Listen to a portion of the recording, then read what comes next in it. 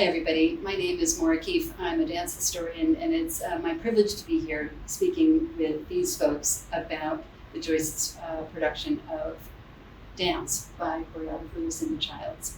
I'm also here with Scranton and Matt Pardo, who are performers in the show, but they also are the dancers who are producing it under the auspices of the blanket, which I'm going to ask you about in a minute. But Lucinda, I want to start with you and have a moment of origin story. It's 42 years since this piece premiered. Tell a little bit about, you got the score from Philip Glass, you made a dance, you gave it to Sol LeWitt. How was that collaboration emerging in 1979? Well, I have to go back just a little bit. That up until meeting Philip Glass and Bob Wilson, I didn't work with composers. We did works in silence, or so-called silence. And as a result of collaborating with them on Einstein on the Beach, Philip proposed the idea, or we just came up with the idea to work together, to make a piece together, which was wonderful for me. I followed Einstein to think that. And he knew, he was friendly with Sol LeWitt, and I suggested that we meet with him and talk about the possibility of really, it's really kind of a classical idea, kind of a choreographer, composer, visual artist getting together. So, from that time. And so I've been thinking a lot about conversations we've had at other times about the way you hear music that might be different from how a composer or a musician hears music. So in those early conversations with Philip Glass, was he being sort of, you don't work with music that much, wasn't trying to be prescriptive about how you were hearing it or how you would use the music? I think that what I found was that there was something we shared in terms of an aesthetic, in terms of the development of theme variation. Very often the variation is the theme, is manipulated in different ways and from different points of view. And I found that very fascinating, working how I had without music, to find a way to put this thing together. It was a completely challenging idea for me at first to learn how to do that. And did you read the score, or were you just listening when you were first starting working with it? No, I had to have this compartment to know measure for measure how many counts there were, and also for training the dancers and for myself to make the phrases with the dance that were not necessarily reflecting the music in that way, or contradicting it in any way, but just creating dialogue with music. Right, it feels like you're weaving around it sometimes. Surfing. Does it feel like surfing? When they come flying out of the wings, right down on the one, and another flying out of the wing, down on the one, and when we go one, it feels a little bit. Yeah, what you call one. That's what I wanted to ask you about. It's to bring you into the conversation. I was thinking about first hearing the music and knowing that you're going to have to dig into it. What prepared you as dancers to be able to hear the music the way Lucinda was hearing it at first? Well, for me, like when I first came to the company, they had already remounted the work. And so I had the privilege of getting to work with dancers who had been kind of accustomed to working inside of the score. So I was one dancer who was learning how to count in the way that all the dancers around me were.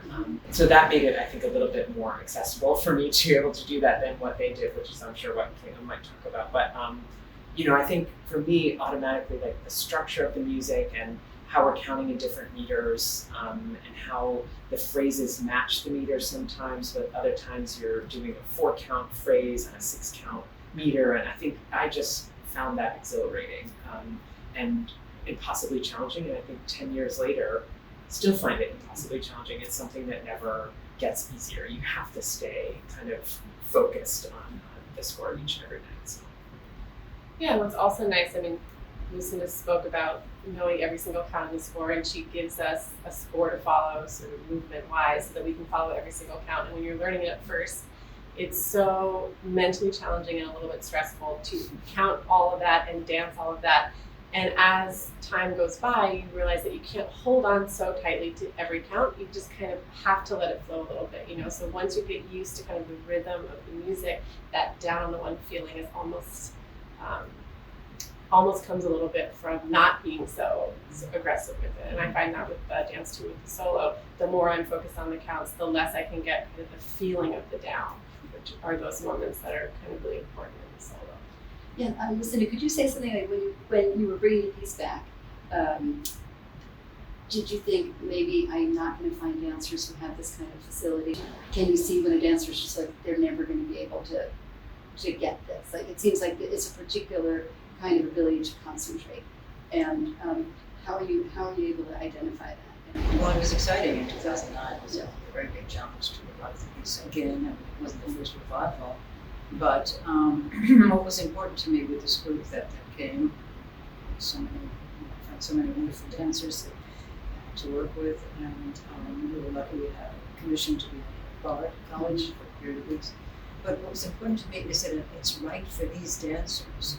I didn't want them to look at the film, especially Kevin. I said, don't look at that. This is the movement. This is the material.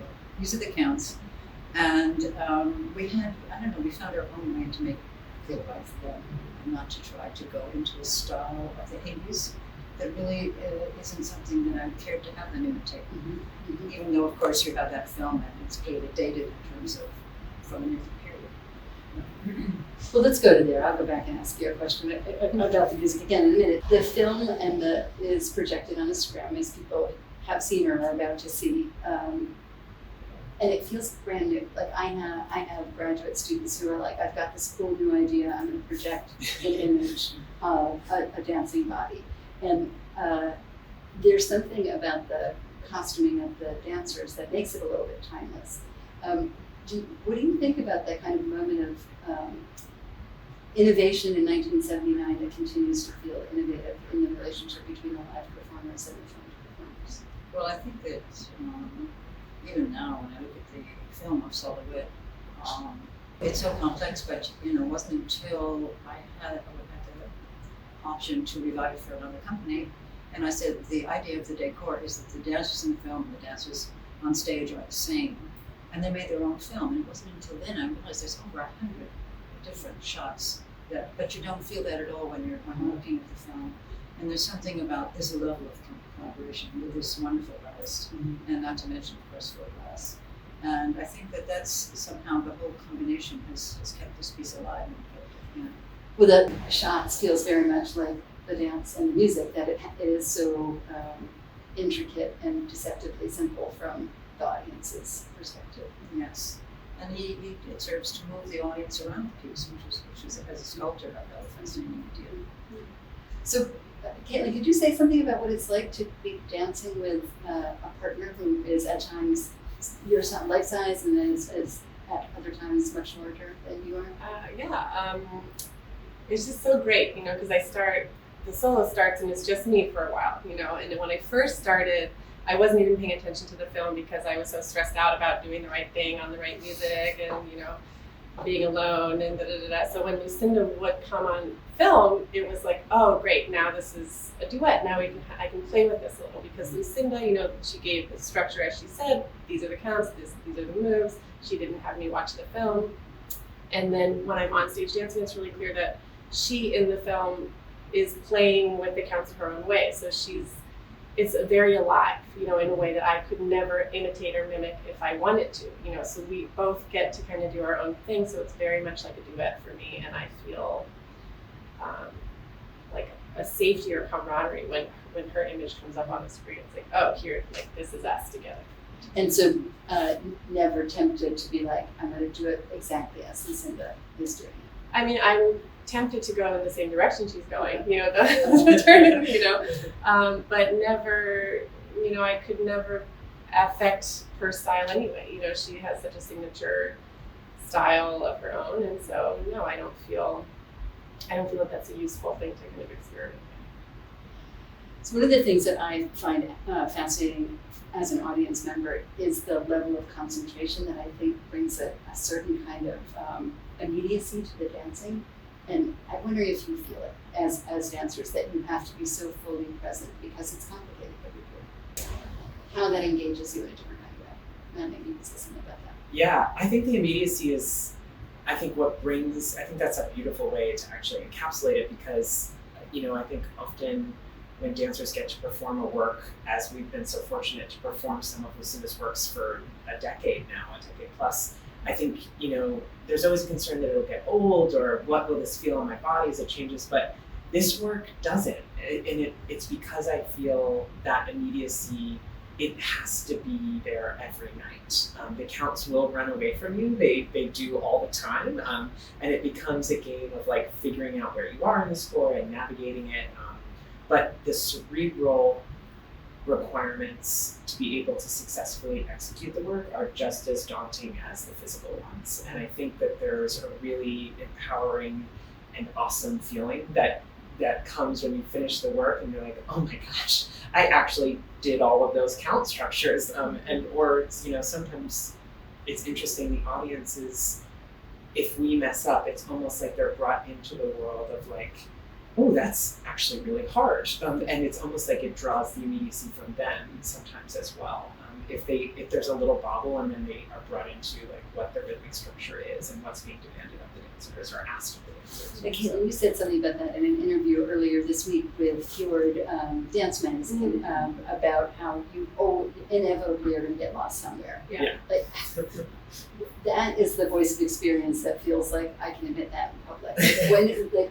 I can imagine early on you didn't want to admit that.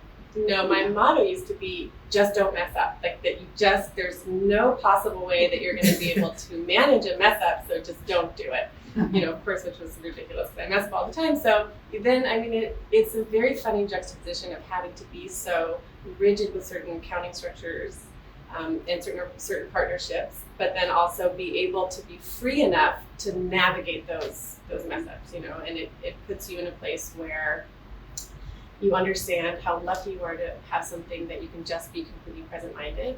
If you get off stage, I think, on these performances, I'll come off and realize I haven't thought about anything else but this work the entire time, which is really saying something, producing it, that you really just get to be in this world, and it demands that you're in it. And I don't have that many things in my life where I can just be so present in one thing. It's a real gift. So you got the band back together for this. That's what it feels like, right? Because you couldn't teach a new cast this work. The learning process. So how does it feel to be back here performing live with familiar folks and for you seeing it and working with them to remount it? The idea came up of doing this again. And I said to Caitlin, do you really think we can get these down? Where are they? Because it was almost 2 years after the last performances at Roma, which we did 2018. It's 3 years. 3 years. And she said, yes, I contacted everybody. I said, without that, I just don't think it would have been possible. So say something about making those calls to your former company companions. I was very nervous. We both were, because they just couldn't say no. I was like, don't say no. But they were all really thrilled. Their first initial response was, oh, yes, definitely yes. And their second response was, oh my goodness, my feet are going to fall off. So they immediately got in shape. And I have to say that this group, I don't think they've ever looked better. Everyone it seems like they've settled into the work. There's a calm across the board. There's a strength across the board. And I think the work is looking better than ever, in my opinion. It feels like a great dance to be seeing this fall, like when people are emerging to go into theaters again to see something that's so joyful. And we're so lucky you've made the dance and brought it out again for fall in New York. So thank you very much. Thank you. Thank you.